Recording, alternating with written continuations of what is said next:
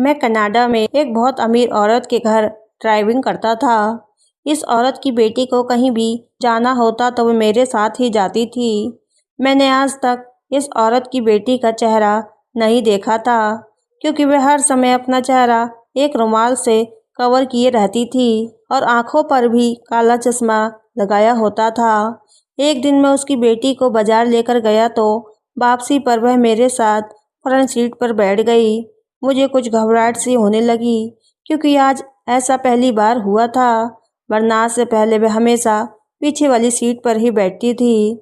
हैरत का झटका तो मुझे तब लगा जब उस लड़की ने चलती गाड़ी में मेरे हाथ पर अपना हाथ रख दिया।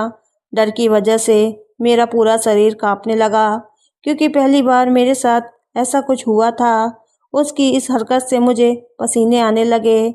आज वह लड़की मुझे किसी और की नज़र से देख रही थी। उसके देखने से मुझे खुद को शर्म महसूस हो रही थी। मैंने गाड़ी की स्पीड तेज कर दी और जल्दी से घर पहुंच गया। मैं अपने कमरे में बैठकर उस लड़की की आज की हरकत के बारे में सोच रहा था कि उस औरत ने मुझे अपने कमरे में बुला लिया और जो बात उसने मुझसे कही वह सुनकर तो मेरे होश उड़ गए। वह मुझसे कहने लगी कि तुम मेरी बेटी से शादी कर लो, इसके बदले में तुम्हें बहुत ज़्यादा दौलत दूंगी, और अगर तुमने मेरी बात नहीं मानी तो मैं तुम पर झूठा इल्ज़ाम लगाकर तुम्हें पुलिस के हवाले कर दूंगी। मैं उसकी लड़की से शादी नहीं करना चाहता था, क्योंकि मैं हिंदुस्तान में किसी और लड़की को पसंद करता था, लेकिन अपनी गरीबी और इस औरत की धमकी से डर कर मैंने उसकी बेटी से शादी करने के लिए हाँ कर दी। उसने मुझसे ये भी कहा, अगर तुम चाहो तो 2 महीने बाद मेरी बेटी को डिवोर्स दे देना। बस ये सोचकर मैंने शादी कर ली, मगर शादी की रात उस लड़की ने मेरी हालत ही ख़राब कर दी। मेरी तो आत्मा ही काँप गई जब उस लड़की ने मुझे कनाडा आए हुए 1 महीना होने वाला था, लेकिन अभी तक मुझे यहाँ कोई अच्छी नौकरी नहीं मिल रही थी। मेरे यहाँ आने का किस्सा भी अजीब ही था। अगर मैं किसी को बताता तो वह मेरी बात पर यकीन नहीं करता। मैं तो सपने में भी नहीं सोच सकता था कि मुझे यहाँ आने का मौका मिलेगा। मैं अपनी घर की गरीबी की वजह से बहुत ज़्यादा परेशान था, क्योंकि मेरे घर पर मेरी जवान बहनें बिन ब्याही बैठी थी और उनकी शादी की उम्र निकलती जा रही थी। उनकी शादी सिर्फ इस वजह से नहीं हो पा रही थी क्योंकि हमारे पास दहेज का इंतज़ाम नहीं था। एक दिन मैं सड़क पर परेशान बैठा था कि एक आदमी बड़ी सी गाड़ी में मेरे पास आया और कहने लगा, तुम मुझे परेशान लग रहे हो, अगर तुम चाहो तो मैं तुम्हारी मदद कर सकता हूँ। मैंने कहा, तुम जाओ यहाँ से, मैं इस समय बहुत ज़्यादा परेशान हूँ, मेरा दिमाग ख़राब मत करो। वो कहने लगा, मैं तुम्हें नौकरी देने आया था, अगर तुम मेरी बात नहीं सुनना चाहते तो ठीक है, तुम्हारी मर्जी, मैं यहाँ से चला जाता हूँ। मैंने कुछ सोचकर उससे कहा कि ठीक है, रुक जाओ, मुझे पूरी बात बताओ। लेकिन मैं अंदर ही अंदर डर भी रहा था कि कहीं ये आदमी कोई फ्रॉड तो नहीं है। लेकिन वह आदमी कहने लगा, फिक्र मत करो, अगर अपने हालात बदलना चाहते हो तो मेरे साथ चलो, मैं तुम्हें विदेश भिजवा दूंगा, वहाँ तुम मेहनत करके अपने हालात बदल सकते हो। मैं विदेश जाने के बारे में सुनकर फ़ौरन खड़ा हो गया। मैंने सोचा कि एक बार इस आदमी की पूरी बात सुन लेता हूँ, क्या पता उसे भगवान ने मेरी मदद के लिए ही भेजा हो। लेकिन वह आदमी मेरी मदद क्यों करना चाहता था, इसलिए मैंने उससे पूछ ही लिया, ना मैं तुम्हें जानता हूँ और ना तुम मुझे जानते हो, फिर तुम क्यों मेरी मदद करना चाहते हो। तो वह कहने लगा, मैं ऐसे ही रोज़ किसी गरीब की मदद कर दिया करता हूँ, भगवान ने मुझे बहुत कुछ दिया है। लेकिन मुझे उस आदमी की बात पर विश्वास नहीं हो रहा था, मुझे उस पर कुछ शक हो रहा था, लेकिन मेरे पास कोई और चारा भी नहीं था। कुछ दिनों पहले ही अपनी बेवकूफ़ी की वजह से मैं एक नौकरी गंवा बैठा था। मैंने भगवान का नाम लिया और इस आदमी के साथ चला गया। वह मुझे अपने साथ लेकर एक बड़े से बंगले में आ गया, मुझे एक बड़े से कमरे में बिठाकर खुद चला गया। कुछ देर बाद वह वापस आया तो उसके हाथ में कुछ पैसे थे। वह पैसे मुझे देकर कहने लगा, ये लो, तुम इससे अपना पासपोर्ट बनवा लो, कुछ दिनों बाद तुम्हें टिकट भी मिल जाएगा। मुझे तो यकीन ही नहीं आ रहा था कि किस्मत मुझ पर ऐसे कैसे मेहरबान हो सकती है। मैं उसी समय पैसे लेकर वहाँ से आ गया। अगले कुछ दिनों में मैंने पासपोर्ट बनवा लिया।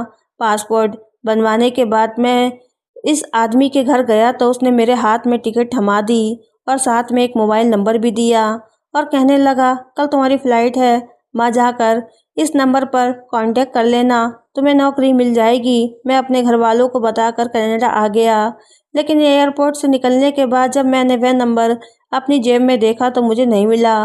मुझे एहसास हुआ कि मैंने वह नंबर खो दिया है। मेरे तो पैरों तले से ज़मीन ही निकल गई थी। अब मैं क्या करूँगा? मैं तो यहाँ किसी को जानता भी नहीं था।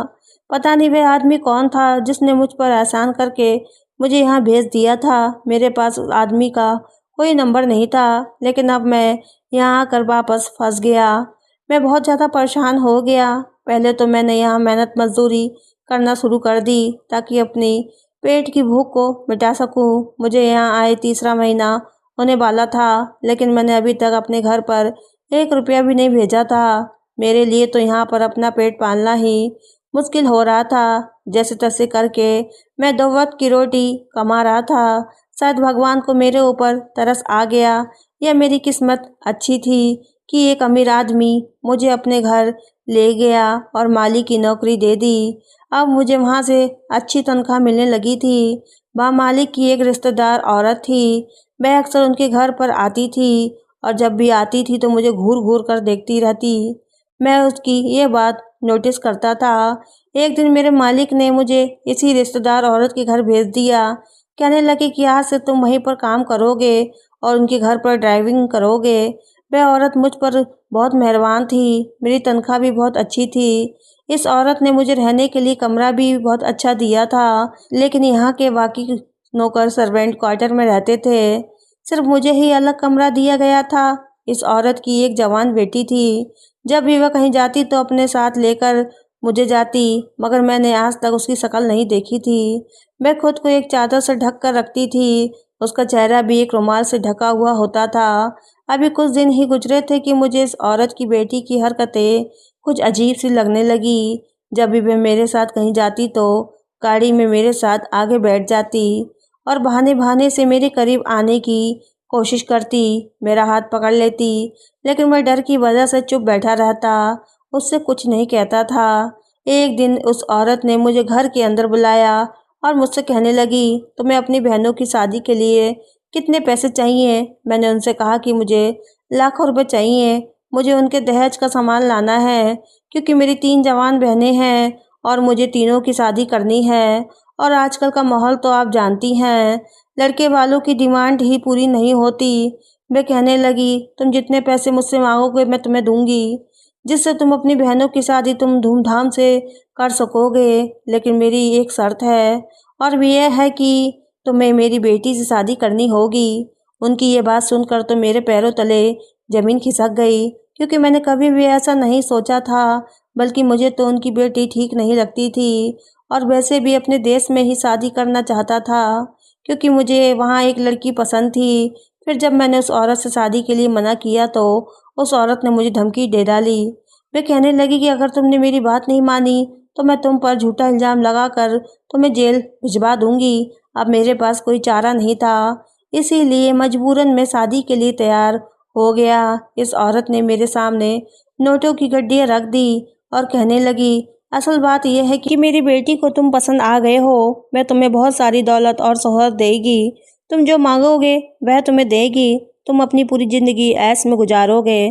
तुम्हें कभी भी किसी चीज़ की कमी नहीं होगी। लेकिन शर्त यह है कि तुम शादी से पहले उसका चेहरा नहीं देख सकते। शादी के बाद ही तुम उसका चेहरा देखोगे। यह शर्त सुनकर मुझे थोड़ा अजीब सा लगा, मगर इतने सारे पैसे देखकर मैंने भी सोच लिया था कि अब मैं ज़रूर उसकी बेटी से शादी करूँगा, क्योंकि इसके बदले वह मेरी ज़िंदगी बदल देगी और मेरी बहनों की भी शादी हो जाएगी। अब मेरे पास मना करने की कोई वजह ही नहीं थी। मुझे ढेर सारे पैसे और सारे ऐशो आराम मिल रहे थे, और इतने सारे पैसों के बदले अगर मुझे किसी बदसूरत या किसी अपाहिज लड़की से भी शादी करनी पड़ी तो मैं उससे शादी कर लेता। ये घाटे का सौदा नहीं था।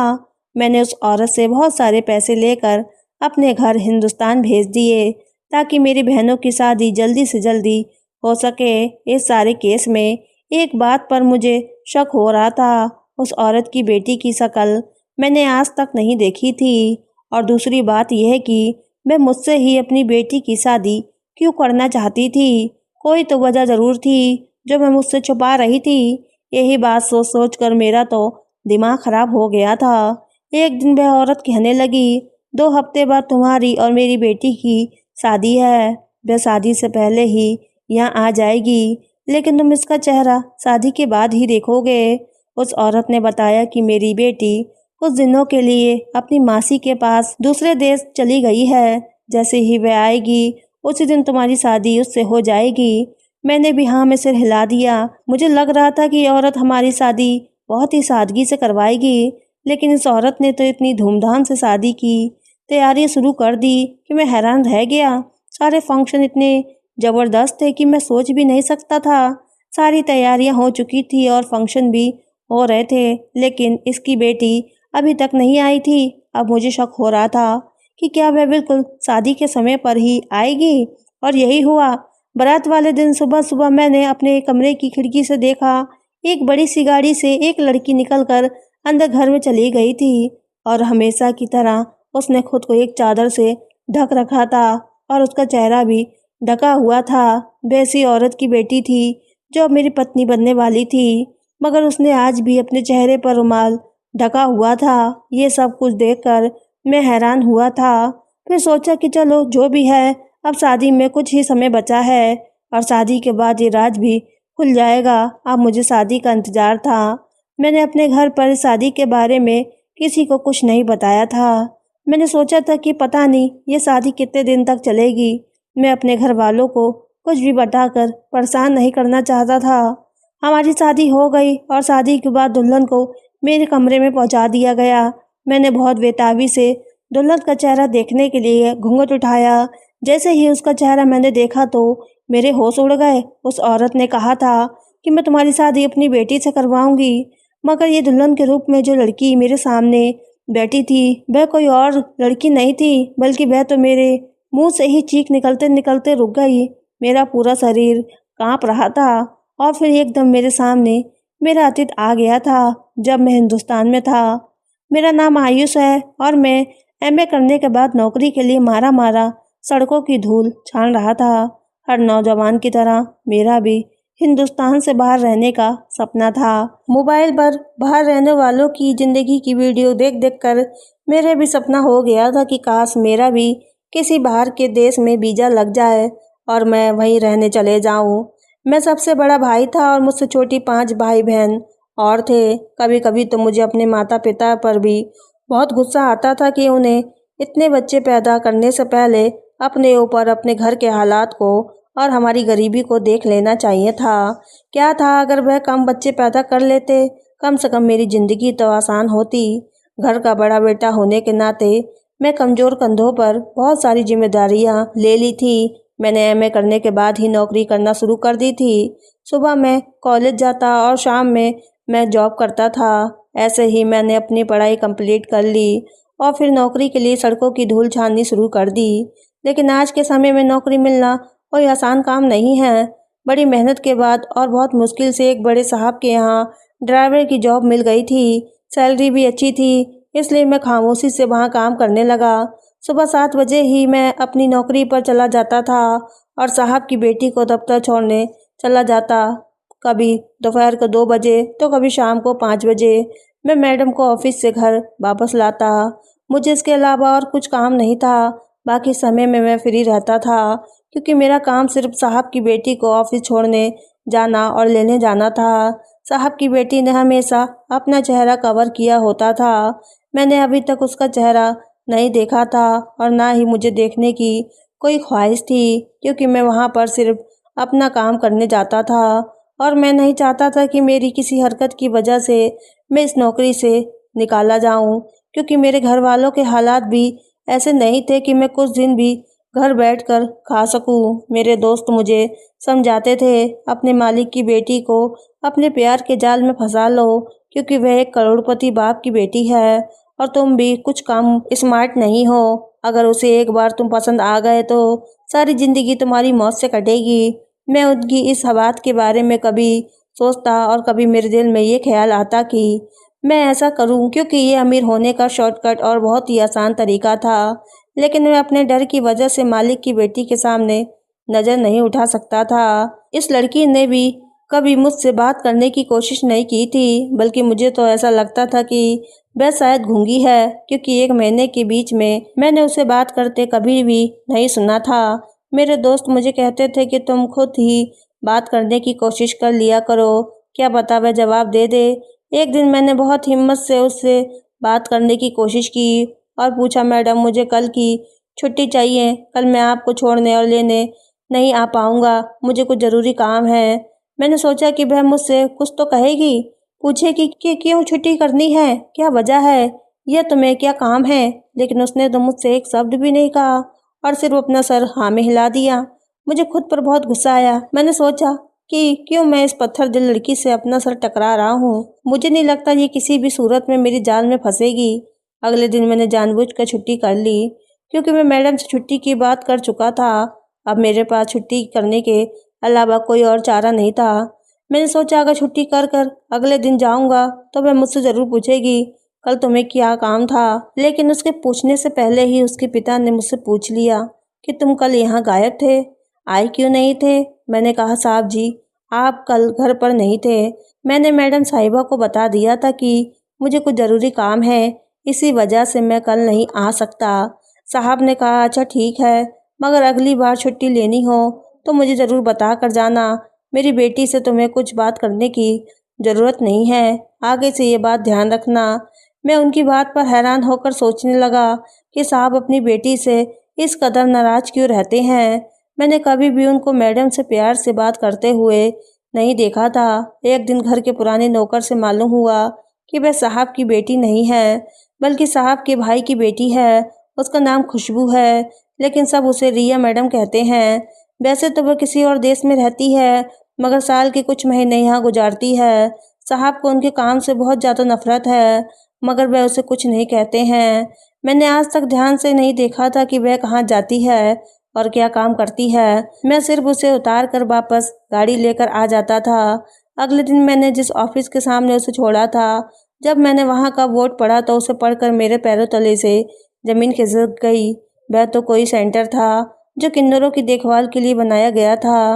वह लड़की उसी सेंटर के अंदर चली गई।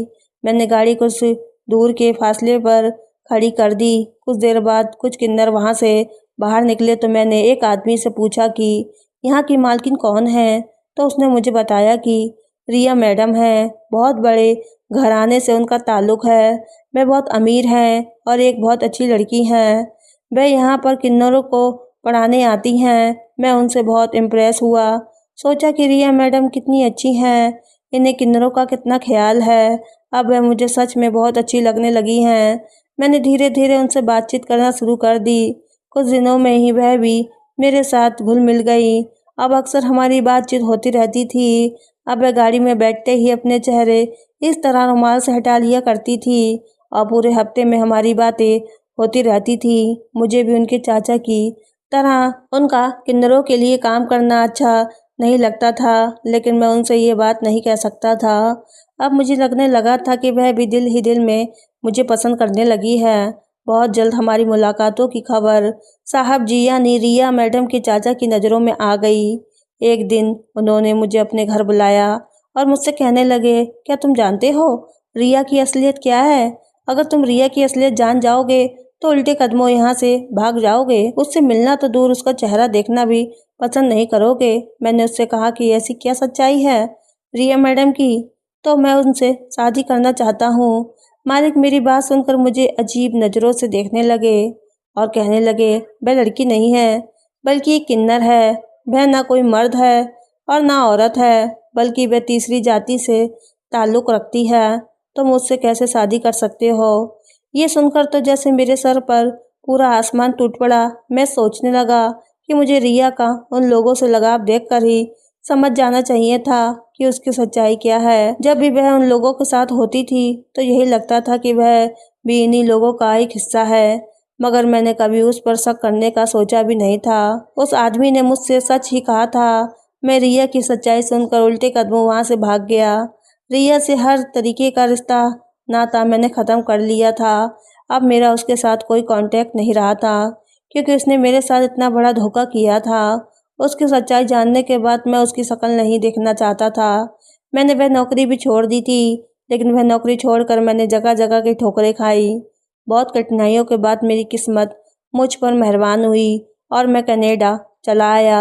लेकिन मुझे नहीं पता था कि यहाँ आने के बाद मेरी किस्मत में क्या लिखा है। अपनी शादी के लिए हाँ करते हुए मेरे दिमाग में दूर दूर तक भी रिया का ख्याल नहीं आया था, मगर जो सोचा नहीं था वह हो गया। इस समय मेरी दुल्हन के रूप में कोई और नहीं बल्कि रिया ही मेरे सामने मेरी दुल्हन बनकर बैठी थी। जितना हैरान मैं उसे देखकर हुआ था, उतना ही वह भी मुझे देखकर हैरान हो गई थी।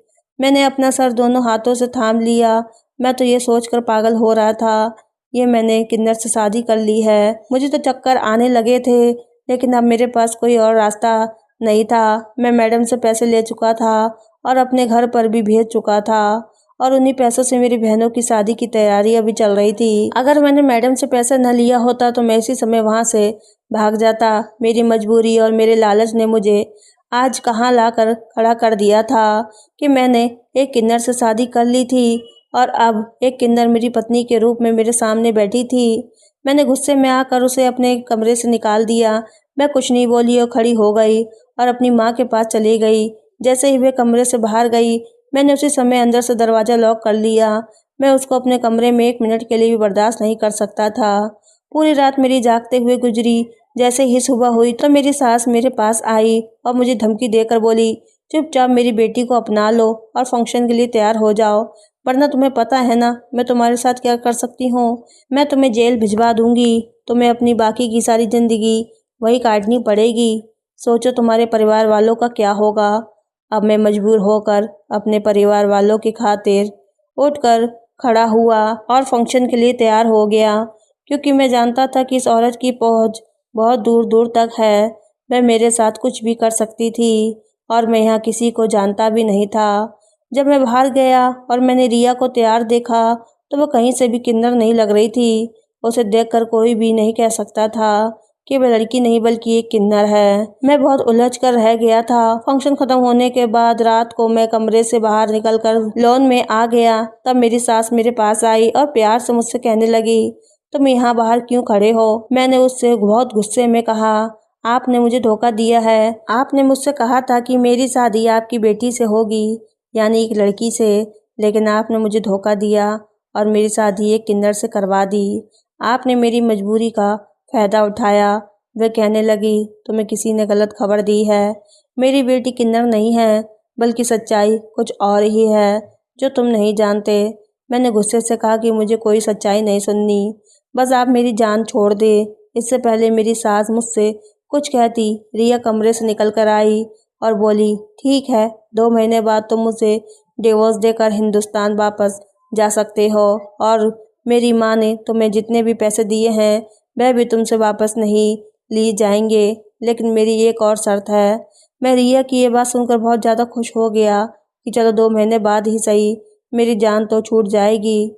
इस 2 महीने के लिए उसकी शर्त यह थी कि दूसरे लोगों के सामने मुझे उसका एक अच्छा पति बनने का नाटक करना होगा, क्योंकि अभी हमारी शादी हुई थी और अब हमें रोज़ दावतों पर जाना पड़ रहा था।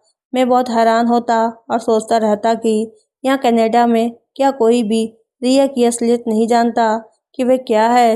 इन 2 महीने के अंदर मैंने उस पर पूरी नज़र रखी, लेकिन मुझे कोई भी ऐसी वैसी बात पता नहीं चली। दिन के समय मुझे हर वक्त उसके साथ रहना पड़ता था, लेकिन रात होते ही मैं दूसरे कमरे में चला जाता और वह अपने कमरे में जाकर सो जाती। ऐसे ही करते करते 2 महीने पूरे हो गए। मैंने डिवोर्स के पेपर तैयार करवा लिए थे। मेरी सास मुझसे कहने लगी, तुम एक बार फिर से सोच लो, अभी भी समय है। तुम सच्चाई नहीं जानते हो, वरना ऐसा ना हो कि जब तुम्हें सच मालूम हो तो तुम्हारे पास पछताने के अलावा और कोई चारा ना बचे और तुम हाथ मलते रह जाओ और अपने किए पर ज़िंदगी भर पछताते रहो। मैं समझ गया था कि वह मुझे रोकने के लिए ऐसे हथकंडे इस्तेमाल कर रही है। वह मुझे इमोशनली ब्लैकमेल करके अपनी बेटी के साथ ही रखना चाहती है, लेकिन मैं हिंदुस्तान वापस जाने का फैसला कर चुका था। मैं उसे डिवोर्स देकर वापस आ गया। अब यहाँ आकर मुझे एक नए सिरे से अपनी ज़िंदगी की शुरुआत करनी थी। यहाँ मेरे पास कोई नौकरी भी नहीं थी, इसलिए मैंने मेहनत करनी शुरू कर दी। जो मेरे दिल में सपने थे वह सब खत्म हो गए थे। 3 साल की कड़ी मेहनत करने के बाद एक छोटा सा बिजनेस खड़ा करने में कामयाब हो गया था। इसी काम के सिलसिले में एक बड़े ब्रांड के ऑफिस में मीटिंग करने मुझे अपने दोस्त की कंपनी में जाना पड़ा। तो वहाँ उस ऑफिस में रिया को देखकर बहुत ज़्यादा हैरान रह गया और ये जानकर तो मैं दंग रह गया कि अब वह मेरे दोस्त की पत्नी है। मैंने अपने दोस्त को सबके सामने खींच कर कहा, ये तुमने क्या किया? तुमने किससे शादी कर ली? मेरा दोस्त मेरा हाथ पकड़कर मुझे उसी समय दूसरे कमरे में ले गया और मुझसे कहने लगा कि ये ड्रामा करने की ज़रूरत नहीं है। मैंने कहा, क्या तुम जानते हो कि तुमने किससे शादी की है? वह कहने लगा, हाँ मैं जानता हूँ और मैं वह सब भी जानता हूँ जो तुम नहीं जानते हो। मैं कहने लगा कि तुम पागल हो गए हो। मेरे दोस्त ने मुझसे कहा कि मैं कोई पागल नहीं हूँ, बल्कि मैं रिया की पूरी सच्चाई जानता हूँ। रिया एक किन्नर नहीं है, बल्कि वह एक बहुत अच्छी लड़की है। जब वह पैदा हुई थी तो डॉक्टर को ऐसा लगा कि वह किन्नर है, मगर 15 साल की उम्र में कुछ बीमारियों के रहते उसका एक ऑपरेशन हुआ, तब वह एक लड़की बन गई। लेकिन उसके खानदान वालों ने इस बात पर यकीन नहीं किया और रिया के पड़ोसियों और खानदान वालों ने कहना शुरू कर दिया कि वह किन्नर है। लोगों की बातों से तंग आकर रिया के माता पिता उसे कनाडा लेकर शिफ्ट हो गए।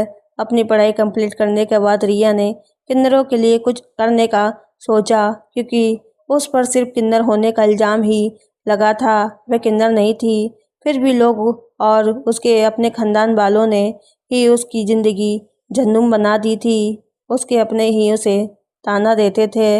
अब वह सोचने लगी थी, जो लोग सच में मुझ जैसे हैं यानी किन्नर हैं, तो उन लोगों के लिए जीना कितना मुश्किल होता होगा। इसलिए वह साल के कुछ महीने हिंदुस्तान में रहने के लिए आती थी और उसने एक सेंटर खोल लिया था। उसके इस काम की वजह से उसके रिश्तेदारों का शक और ज़्यादा बढ़ गया कि वह लड़की नहीं बल्कि एक किन्नर है। इसी बीच रिया की मुलाकात तुमसे हुई, तुम उसे अच्छे लगने लगे और वह बहुत जल्दी ही तुमसे शादी करने लगी। लेकिन तुम भी लोगों की तरह ही निकले और इसकी चाचा की बातों में आकर उसे छोड़कर भाग गए। तुम्हारे जाने के बाद रिया बहुत ज़्यादा बीमार पड़ गई थी। जब उसकी माँ को तुम्हारे बारे में पता चला तो उसने तुम्हें कनाडा बुलाया। तुम्हारे जाने के सारे इंतजाम भी उन्होंने ही किए थे। मैं किसी भी हाल में अपनी बेटी का दिल घर बसाना चाहती थी, इसलिए तुम्हें मजबूर करके और तुम्हें पैसों का लालच देकर तुम्हारी शादी उन्होंने रिया से करवा दी। वह सोच रही थी कि शादी की रात तुम्हारी सारी गलतफहमियां दूर हो जाएंगी और तुम्हें सच्चाई पता चल जाएगी कि रिया एक किन्नर नहीं बल्कि एक लड़की है। लेकिन तुम तो इतने पत्थर दिन निकले कि तुमने रिया की बात सुनना गवारा नहीं किया, उसे अपने कमरे से निकाल दिया। तुम रिया को वही समझ रहे थे जो तुम्हें लोगों ने बताया था। अगर तुम एक बार भी उससे बात कर लेते तो तुम्हें सच्चाई का पता चल जाता, मगर तुम उसे डिवोर्स देकर यहाँ वापस आ गए। तुम्हारे जाने के बाद एक बार फिर से ये बहुत ज़्यादा टूट गई थी। उस समय मैंने उसे सहारा दिया और उसकी सारी सच्चाई जानने के बाद मैंने शादी के लिए प्रपोज किया। अब हम वहाँ से हमेशा के लिए हिंदुस्तान आ गए हैं। ये सारी बातें खुद रिया ने अपने मुंह से बताई थी, ताकि कल को मैं उसे तुम्हारी तरह छोड़ कर ना चला जाऊं। ये सब बातें सुनकर मैं तो ऐसा हो गया था कि मानो मेरे जिस्म में जान ही ना हो। ये मैंने क्या कर दिया था? मैंने अपने हाथों से ही अपने पैरों पर कुल्हाड़ी मारी थी। मेरा दोस्त 6 सालों से विदेश में धक्के खा रहा था, लेकिन कोई उसे नौकरी नहीं में दे रहा था और अब रिया से शादी करने के बाद आज इतनी बड़ी कंपनी का मालिक बन बैठा है। मेरा दोस्त मुझसे कहने लगा कि किस्मत ने बार बार तुम्हारे दरवाजे पर दस्तक दी, मगर तुमने लोगों की बातों में आकर हर बात उसे धुतकार दिया। तुम बहुत बदकिस्मत हो कि रिया जैसी लड़की को तुमने छोड़ दिया। सारी बात पूरी होने के बाद मैं बहुत दुख के साथ उस ऑफिस से बाहर निकल आया। इन सब में सारा कसूर मेरा अपना था, सारी गलती मेरी अकेले की थी। काश मैं उस समय रिया की बात सुन लेता तो आज रिया मेरी पत्नी होती। मैंने तो उसके साथ बहुत गलत किया था, इसलिए शायद भगवान ने उसे मुझसे दूर करके उसे एक अच्छा जीवन साथी का साथ दिया। अब मेरे पास पछतावे के अलावा और कुछ नहीं था। काश तब मैं अब ये काश सारी ज़िंदगी मेरे साथ ही रहना था, क्योंकि मेरे जैसा बेवकूफ़ की सज़ा यही होती है कि वह काश के सहारे ही अपनी ज़िंदगी गुजार ले। तो दोस्तों, इस कहानी के बारे में आपकी क्या राय है, हमें कमेंट करके ज़रूर बताएं। कहानी अगर पसंद आए तो चैनल को सब्सक्राइब, वीडियो को लाइक करना ना भूलें। फिर मिलते हैं आपसे एक नई कहानी के साथ। जब तक के लिए दीजिए इजाज़त। धन्यवाद।